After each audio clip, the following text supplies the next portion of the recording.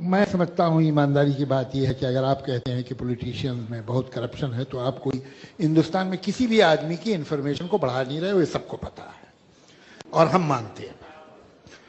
बाकी बचा ये कि आपको सर्टेन पॉलिटिशियंस या बहुत सारे पॉलिटिशियन या सारे पॉलिटिशियन बुरे लगते हैं या ये सिस्टम नहीं पसंद है पार्लियामेंट का, जिसमें 2 हाउसेस हैं, एक जुडिशरी का, इलेक्शंस का, असेंबलीज का। आपको ये सिस्टम नहीं अच्छा लगता। आप कहते हैं आप प्राइम मिनिस्टर नहीं बनना चाहते। क्यों नहीं बनना चाहते? आपको इस सिस्टम पे ही भरोसा नहीं, इस स्ट्रक्चर पे, इस कॉन्स्टिट्यूशन पे भरोसा है या नहीं है?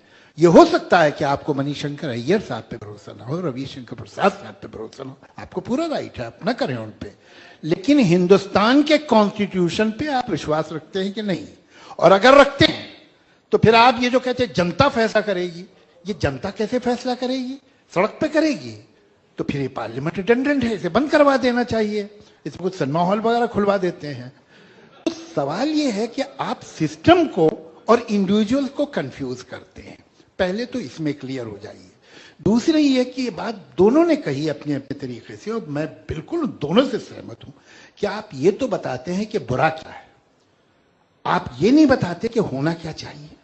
ये साहब ठीक है, पंचायत हो और वो डिसेंट्रलाइजेशन ऑफ पावर हो, लेकिन आप दुनिया से क्या रिश्ता पंचायतों के थ्रू करेंगे?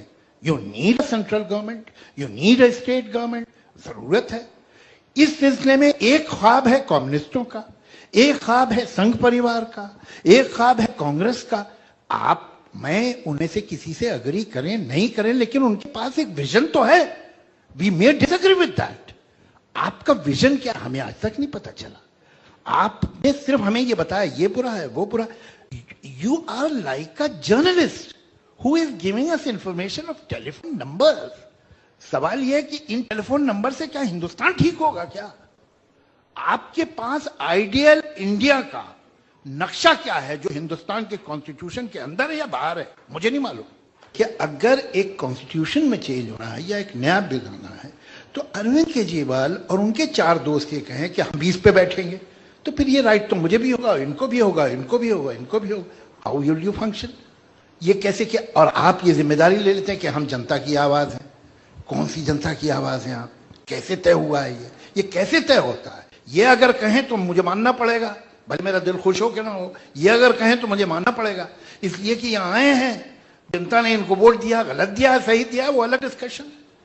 सवाल यह है कि आप जिस तरह से, मुझे हैरत है कि सरकार ने इजाजत क्यों दी आपको बैठने की। स्टैंडिंग कमेटी है जिसमें सारी पार्टीज होती हैं और वो जिस तरह बहस करती हैं वो मैं जानता हूं बीइंग अ मेंबर।